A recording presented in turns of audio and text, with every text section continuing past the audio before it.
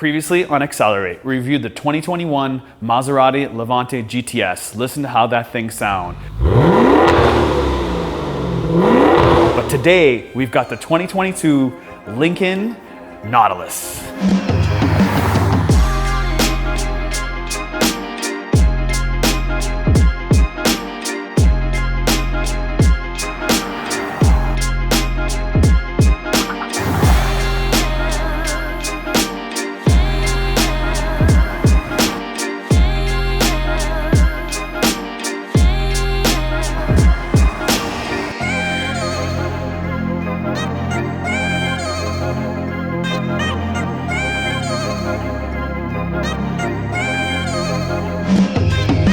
So Lincoln doesn't make any more cars. They actually only make 4 vehicles, and all 4 of them are SUVs. And you probably know them by its big boy, the Navigator. Maybe you know the Aviator, but this Nautilus, not so much. Corsair, what's that? So today we're going to talk about the front of this Nautilus. We're going to talk about the side, the back. We're also going to talk about the interior and how Matthew McConaughey-ish it is.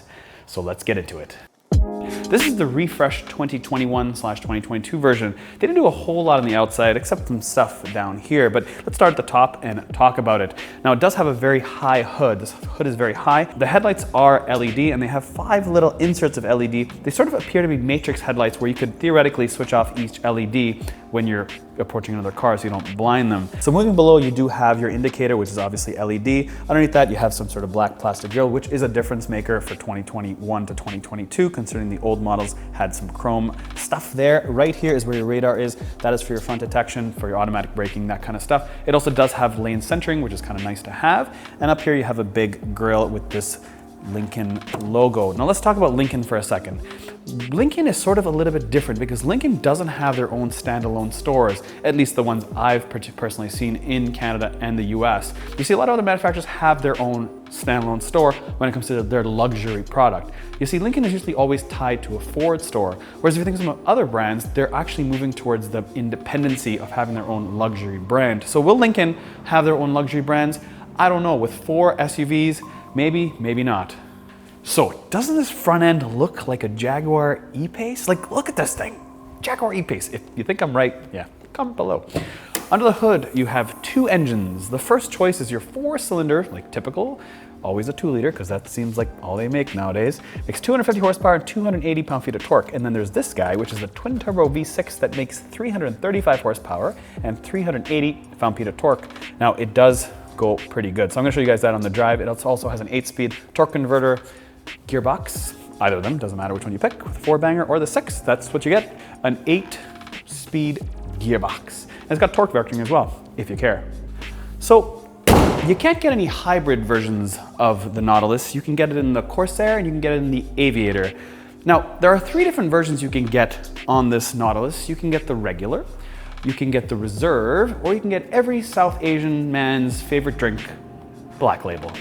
So moving along the side here, let's talk about the wheels. So you can get 18s, 20s, and 21s. They seem to skip 19s, but these are 20s and they're black finished. Obviously they match the back and they're black wheels. Now inner fender lines, that's something we like to check here at Accelerate, and they're not plastic, they are actually carpeted in the front. Let's check the back, and yes, they are also carpeted, which makes sense because this is their luxury product. Now, yes, you do see Nautilus on the side here, nice and fancy. Now as far as these, they're not mounted right here. They're mounted to the body panel, which is kind of new, nice, and they do fold in. They also do have a 360 camera, and if the key's in your pocket and you want to unlock the door, you can do it from the front, or you can do it from the back, not just the front. It does have this sort of typical domestic rugged feel because you have this plastic that goes all the way around so that you don't get any scratches. It does have adaptive suspension, not air suspension, adaptive suspension, so you can adjust how soft and firm you want it to be. But we'll talk about that in the drive. Let's move along the back here. Yes, it is fancy, it says Lincoln on the back, so let's go and take a look. Getting in and out is always important, so there you have it. Getting out, I do have to fold my head a little bit. Anyways, now something unique to Ford and Lincoln is you have these buttons that you can press whatever code you want to get in the vehicle if you don't have your key. Now, another cool thing is when you have the car locked and you walk up to it at night, it'll actually give you this Lincoln logo kind of right in the middle of the car. So let's see if I can get it. There you have it. It sort of fades in, fades out just like the headlights do.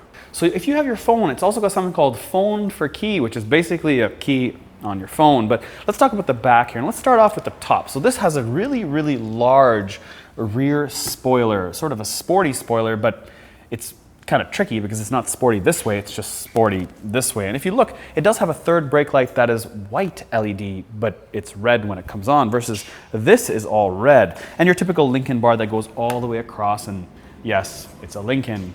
Now, it's got a few other interesting pieces. One, this tows 3,500 pounds if you get the right towing equipment. It also does have kick trunk, so let's practice. Give it a kick, come back, and it opens very easily. This is actually one of the vehicles that when I kick it at the first time, second time, third time, it works every time, which is nice to have. Now, the other thing, it does have something called true exhaust. These are legitimate exhausts. They are, yes, you see them with your own eyes. They are exhaust. They don't point down. They're not fake. They are right there.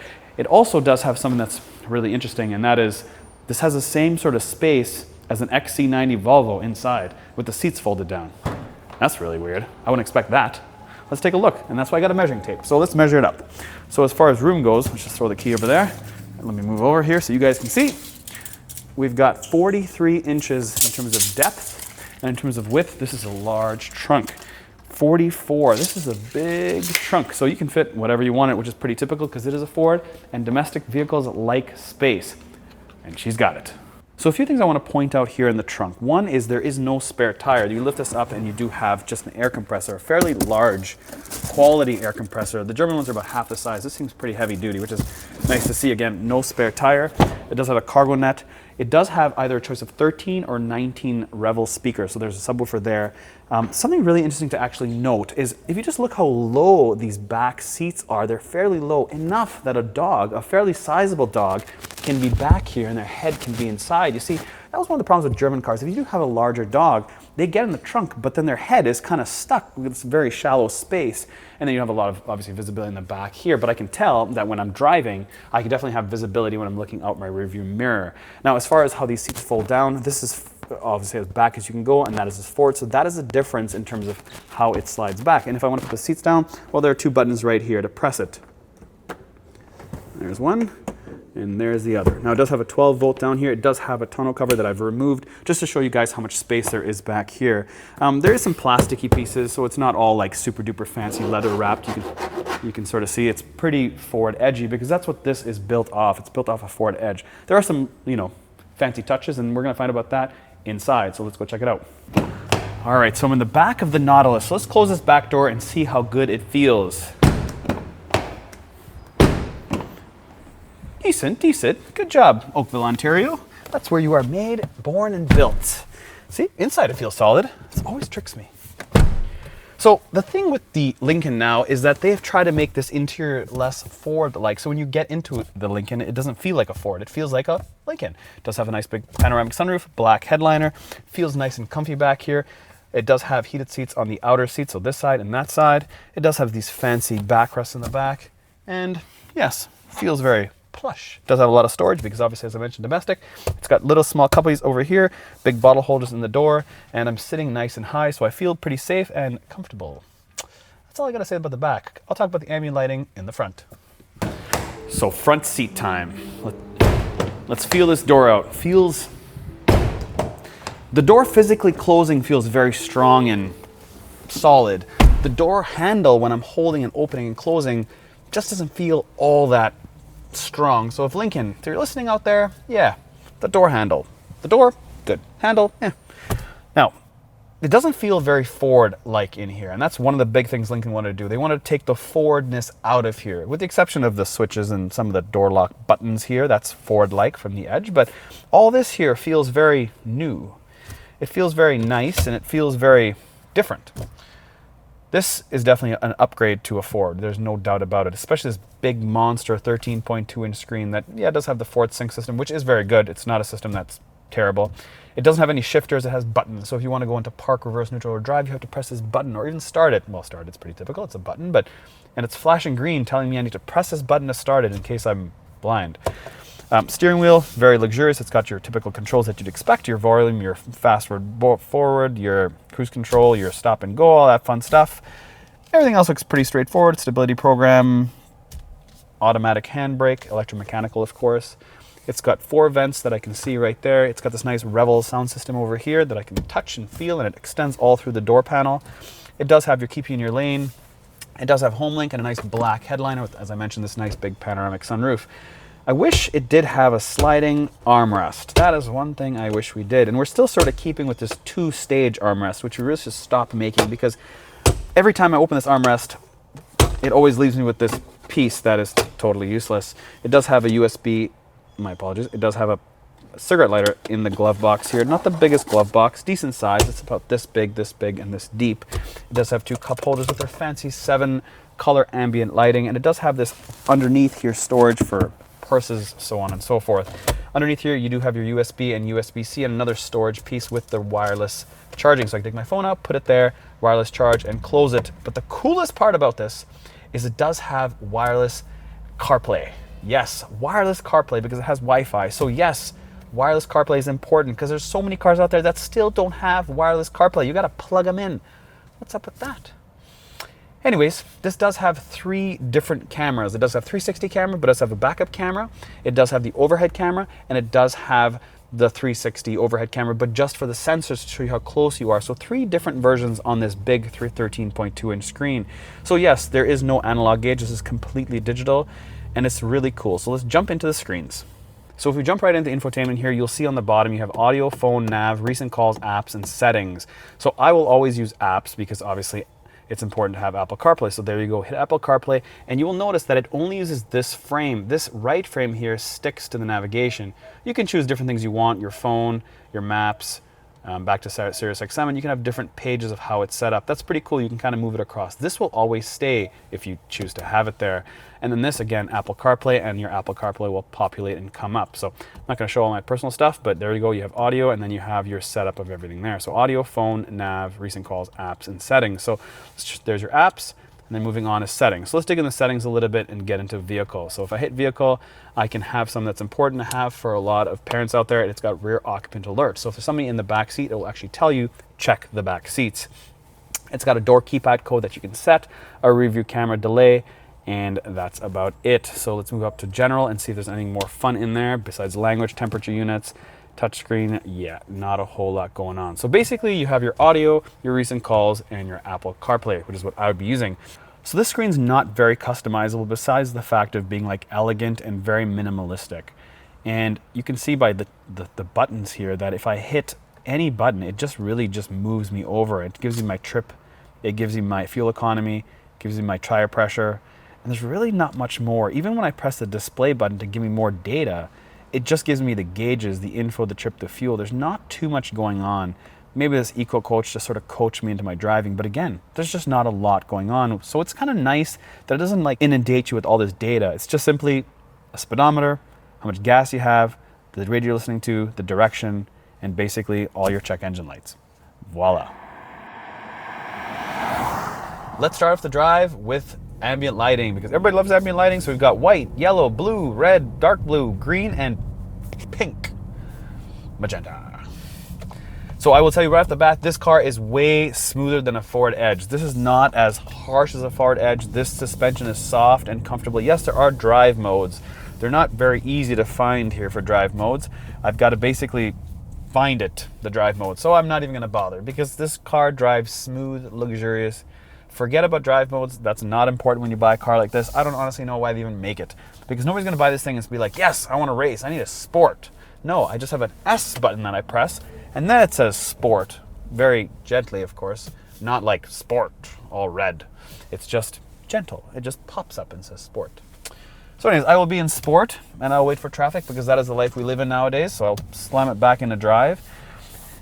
And yes, I will talk about how quiet it is in here, because the speakers have active noise cancellation. This window is actually dual pane windows. It's insulated, as they call it, which means they have a layer of plastic in between 2 panes, so it's quieter.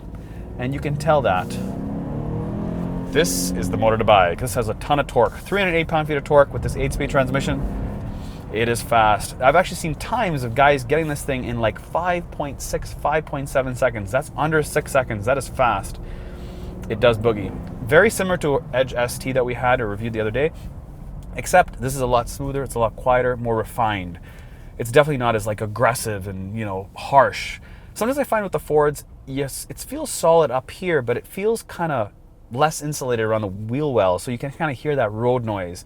This is kind of like that, but it's a little bit quieter up here. It's kind of weird to explain. Fords are weird that way. I find that it's just noisy on the floor and quiet up here. I've always found that with all Fords I've driven, including the F-150. But yeah, here we are, driving the Lincoln Nautilus. It's got that Ford feeling, there's no doubt, but it's just quieter and definitely more luxurious, and it's unique. I've tried to see other people that drive Lincolns on the road, and they're just sort of quiet. They're just sort of normal people that want just luxury without maybe the over-the-top status.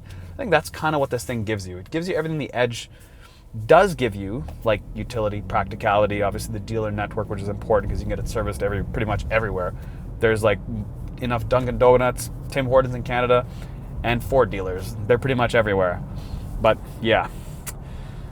So I think you guys have seen the inside, you've seen the outside, you see kind of how it drives. It's smooth, it's buttery. There's not really much more to talk about. It sort of keeps you in your lane. Lane assist keeps you in your lane. So let's press some buttons and let me show you how this keeps us in the lane, in the city streets.